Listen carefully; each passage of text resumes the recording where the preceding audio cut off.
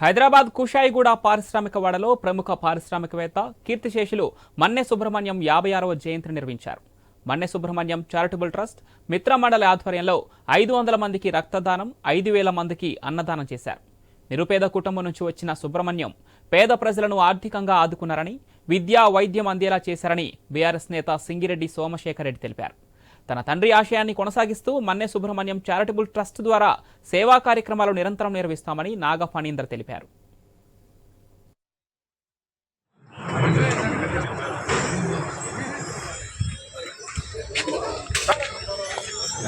ఉమ్మడి ఆదర్శంగా నిలిచిన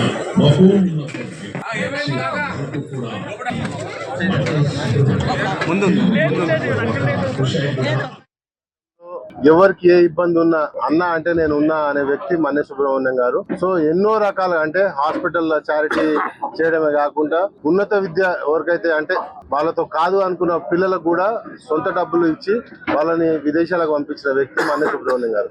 అన్నదాన కార్యక్రమం ఉంది, బ్లడ్ డొనేషన్ క్యాంప్ ఉంది. అంటే ఇప్పటికే దాదాపు ఒక 200 యూనిట్లు జనాలు ఇవ్వడం జరిగింది. సో నాకు తెలిసి సాయంత్రం వరకు ఒక 600-700 యూనిట్లు వరకు మనం బ్లడ్ కలెక్ట్ చేసే అవకాశం ఉంది. సో ఇది మన్నె సుబ్రహ్మణ్యం గారి గొప్పతనం. రానున్న రోజుల్లో కూడా వారి కీర్తి మరి అపకీర్తి కాకుండా రానున్న రోజుల్లో కూడా వారి ఏదైతే వాళ్ళు కోరుకున్నారో అదే విధంగా సేవ చేసే తీరుగా వారి అబ్బాయి అడుగులు కూడా ఉంటాయని తెలియదు.